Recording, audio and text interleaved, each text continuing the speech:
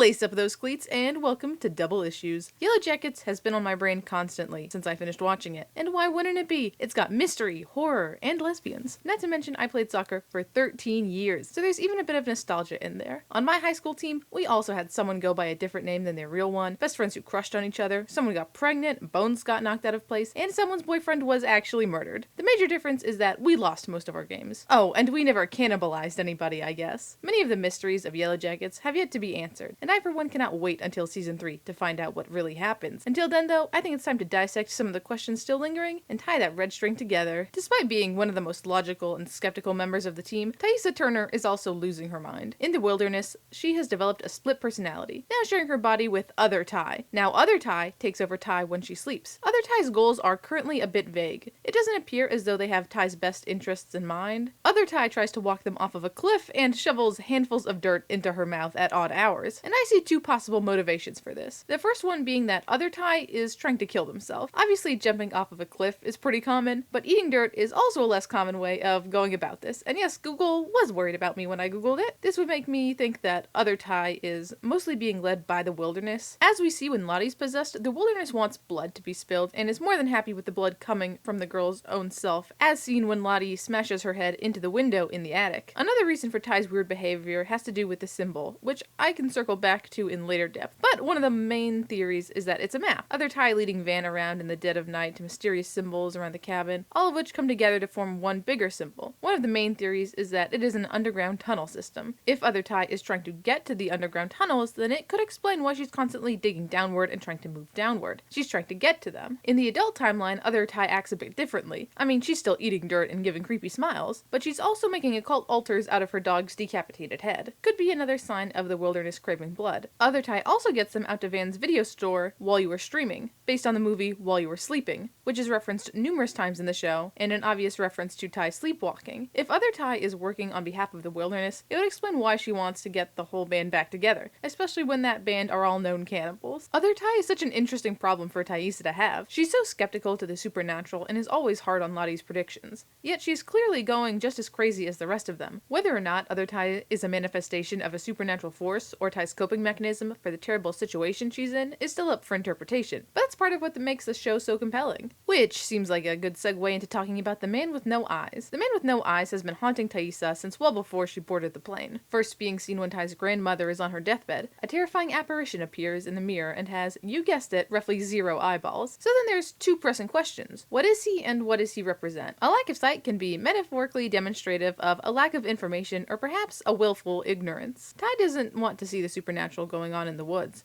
She wants to be in control of every situation.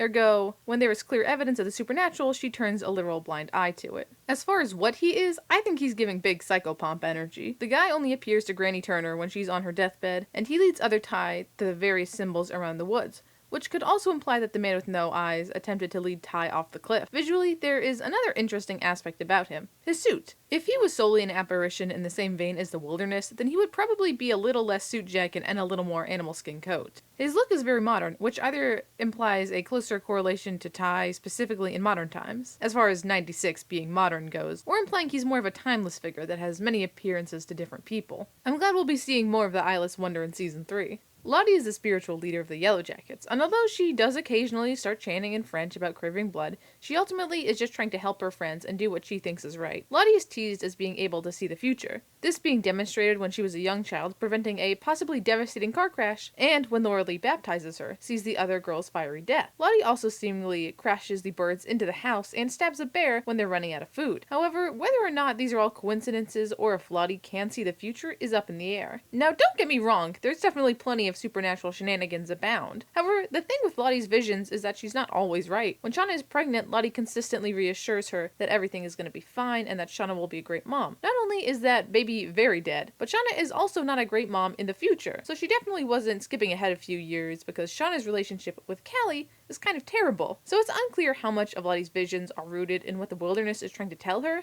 and how much she's simply trying to interpret her own delusions. I think it boils down to Lottie believing that the wilderness wants what's best for them, so she would believe that her visions are foreshadowing something helpful. When Lottie is first feeling the effects of being off of her meds and goes to Laura Lee for help, Laura Lee is very adamant that Lottie's vision of fire is a positive thing. So Lottie wanting to see the best in her visions, especially after Laura Lee's death, in order to keep her memory alive, would make a lot of sense. At the end of the season, Lottie also talks about how the wilderness isn't speaking to her anymore. So it'll be interesting to see Lottie's actions without this connection. Her role so far has been so tied to her helping the others listen to the wilderness that her function in the group may have to shift. She is still schizophrenic, even if the wilderness isn't giving her the down low, so she'll have to contend with that as well. The Pit Girl identity is the literal first mystery that the show presents the audience with, and yet, leading up to season 3, it is still unanswered. However, if we lay out the Yellowjackets like a game of Guess Who, then there's only 2 characters remaining who match the physical description and haven't been seen in the adult timeline. If I had to put money on it though, I, along with most of the internet it would seem, am leaning towards Mari. I just think it would be more satisfying because we spend a bit more time with Mari. Not loads of time, don't get me wrong, but we see her trying to befriend Jackie in season 1 and hallucinating the blood dripping out of the walls in season 2. Jen, meanwhile, doesn't do much of anything in the series other than act as an extra body in the team. If this is true though, then we are for sure not getting the Pit Girl this season. Based on the trailer for season 3, we know the Yellowjackets make it to spring this season, since there's no snow and a lot of them are wearing shorts, so even if Mari is Pit Girl, then it'll probably be next winter. Mari is also wearing a very similar outfit to Pit Girl in the trailer, but is noticeably missing Jackie's necklace. There's of course a third option that we haven't met Pit Girl yet. Javi did have a friend out there in the wilderness after all. Continuing on that Mari train, I think her hallucination of the walls of the cabin dripping blood is very intriguing. At this point in the show, everybody has pretty much lost their mind. For example, Aquila hallucinates that rat. It excellently showcases how the whole team has been driven crazy by the isolation and hunger. However, unlike the rat, which Thaisa can see is dead, Thaisa can also hear the dripping, which if it was solely a hallucination would probably not have happened. Not that they haven't had mass hallucinations before, but this example was just so specific. Mari also shouts, "They're dead! They're dead!" even when all she can see is dripping blood and not actual bodies. I would imagine that she could be seeing the cabin guy's victims. I hesitate to speculate on the cabin guy too much because hopefully that bonus episode comes out sooner rather than later, but if the wilderness is demanding blood from the girls, then it stands to reason that cabin guy would have also been forced to do something similar. Let's circle back to the top and talk about that mysterious symbol. First appearing on a tree at the initial site of the plane crash, it's been confirmed via Thai sleepwalking sessions that the symbol is in fact a map of the woods. But the question is, a map of what? A lot of people are speculating that it's an underground mine, and while I am Team Underground, I don't know how sold I am on the mine aspect. As far as underground goes, we see Ben step down into the tunnels at the end of season 2, and that's where Javi was hiding out as well. Earlier in season 2, we also see Lottie hallucinating climbing down below the dirt. When Lottie gets Shauna a blanket at the baby shower, she has the symbol sewn into the fabric, and says that it is a symbol of protection, which lends itself to the idea that the tunnels themselves were created to protect someone from the wilderness that looms above. Right now, it also seems like Crystal the Pistol's body was probably also moved into the tunnels after it went missing. It seems pretty unlikely that Crystal would have survived the drop after being out in the blizzard, and it would be interesting to see the team's reaction to her fate. Also, if the symbol is indeed a magical rune, then the Yellowjackets only lived because they landed in the protection symbol. When Nat nearly ODs, she has a vision where everybody died in the plane crash as the Antler Queen stalks the Isles. This could have been what was originally meant to happen without the intervention of some supernatural forces. Ty and Van's relationship is one of the sweetest yet heartbreaking dynamics on the show. We know that by the adult timeline, they've been broken up for quite a long time, since we know that Ty was seeing a bunch of women at Howard and had been married to Simone for 15 years. So what caused the two to break up? Throughout season 2, we see the two have great contention over whether or not Lottie is right in her beliefs about the wilderness. After Van's wolf attack and subsequent out-of-body experience, she believes that there has to be something supernatural about the wilderness,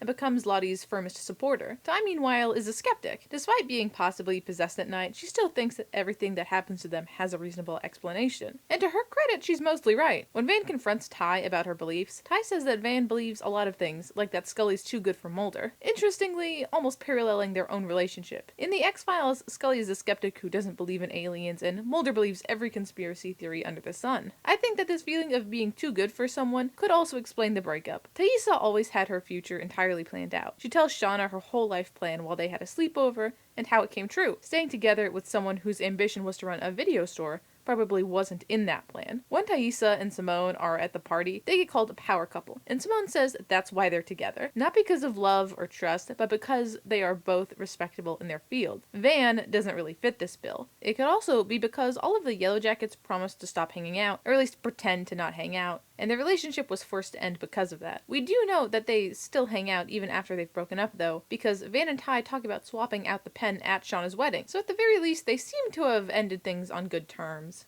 Shauna's extramarital murder victim was the cause of much of her strife and joy throughout season 1. When Shauna believes that he was the blackmailer, however, she kills him. In the end though, Jeff and Randy were the ones blackmailing the Yellowjackets. Thus it seemed as though Adam was exonerated of his wrongdoings. I do kind of still think that Adam was a creepy stalker though. Adam still had a collection of Yellowjackets magazines in his drawer. He says it was because he was curious, but he could have easily just looked up information online. Then more damningly, his art studio is full of paintings of Shauna. Oil paintings take a lot of time, especially when he's capturing Shauna's face in such detail. He's probably put over 100 hours into this Shauna exhibition. Lastly, there's the fact that he showed up to Shauna's house in the middle of the night and waited for her to get home. In no way was that not a creepy move. After all, he had no idea when or if Shauna was showing up soon, but was still sitting outside her house. Shauna liked seeing Adam because it reminded her of a sense of danger that she hadn't felt since leaving the wilderness. However, that is also the reason she thought him capable of the blackmail. Adam may not have been the blackmailer, but he was still certainly stalking Shauna. If Shauna hadn't stabbed him, who's to say what he would have done as the relationship escalated? Adult Taissa spends much of season 1 enveloped in her race to be the New Jersey state senator. Yet throughout the season, characters repeatedly state that she's going to lose, saying it's a lot of work to lose a bid for state senate, and that she's working on her concession speech. Taissa, however, shows everyone wrong by winning the election. I think that maybe the wilderness or perhaps other Ty helped her in doing this. When Simone discovers Biscuit's tragic fate, she sees an occult altar in the basement with the dog's dismembered head, which rightfully freaks her out. Ty had no idea she created such a thing and is freaked out to discover her sleepwalking has returned in full force. Other Ty is then seemingly the one who created this altar, and Other Ty is then also who we see smile after the news of her election win. The wilderness craves blood, so perhaps by seeing Ty's offering, it gives her success in return. Ty's connection to the wilderness is strong even when she doesn't try hard for it. So now that the wilderness has come back to haunt them, it would make sense for Other Ty to use it to their advantage. The Yellowjackets teen timeline has a finite number of characters given the fact that they're trapped in the Canadian wilderness. Season 3 is likely to introduce the audience to another survivor, since in the dinner scene we see a total of 8. And in the adult timeline, we see a total of only 7 survivors. The final survivor is likely to be either Jen, Akilah, or Melissa, and probably not Mari because she's probably the pit girl. Some people have guessed that Hilary Swank's character could be an adult Melissa, but that is unconfirmed, and on a meta level, I don't know if the Yellowjackets would pick the only white character of the group to be the survivor. I would guess that Akilah would be the one to survive of any of them, because we see the most of her as she has grown close to Taissa. Regardless, I think the final survivor could have some kind of amnesia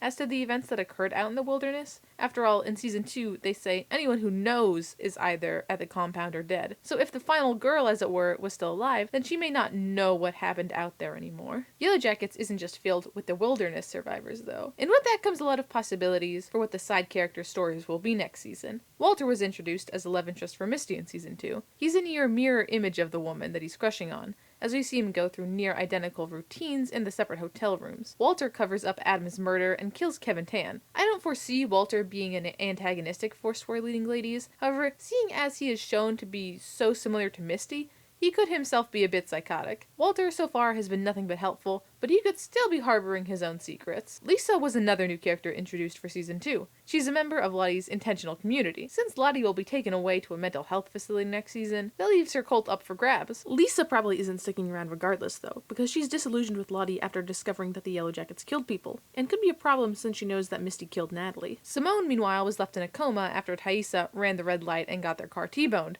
Hopefully she has personal injury protection and collision coverage. It'll be interesting to see whether or not she awakes next season. If she does, then it'd certainly put a damper on Ty, who has been reigniting her flame with Van. When Simone wakes up, she'll also be pretty pissed at Taissa. After all, she told her to get help after she found Biscuit's head, and then Taissa went and hallucinated their son and put Simone in a coma. Simone is set to take on a more antagonistic role when she returns, and she would be pretty justified in doing so. I'll cap things off with something to flex my horror movie obsessed brain muscles, but I think the parallels are worth sharing. I've mentioned before, but when Nat overdoses, she sees the plane in a version of reality where they all died in the plane crash. Now 25 years later, the people that survived the plane crash are actually dying off one by one. In season 1, Travis died, and in season 2, Nat. Now hear me out, but if you've ever seen Final Destination, then you know where this is going. Could the wilderness be watching the people who were never meant to live in the first place finally be taken by the death they were supposed to face all those years ago? Well, hopefully I've upset enough people with some harmless guesses at the future of everyone's favorite cannibalistic soccer team. team to wrap things up here. Hopefully I scored on at least a couple of those though. I can't wait to see more of everyone in the upcoming season and hope the show continues its brilliant streak. I'm so ready for more of Lottie, Ty, and the whole team. Between the change in Antler Queen title and Nat's death, both timelines have a lot to deal with right now, so I'm sure there'll be plenty of intrigue coming Valentine's Day. Good game, everybody.